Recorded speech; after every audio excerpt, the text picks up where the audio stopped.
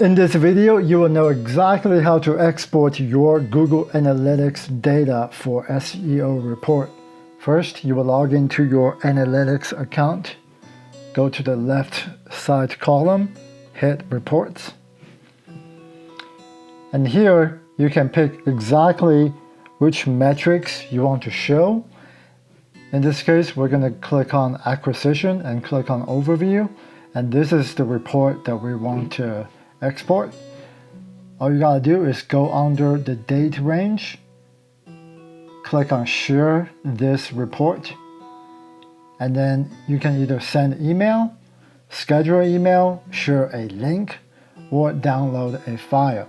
In this case, we're gonna download the file. Click on that, and then you can export it into PDF, Excel sheet, or Google Sheets. For this example, let's just export this into a CSV file. And there you go. This is exactly how you can export Google Analytics data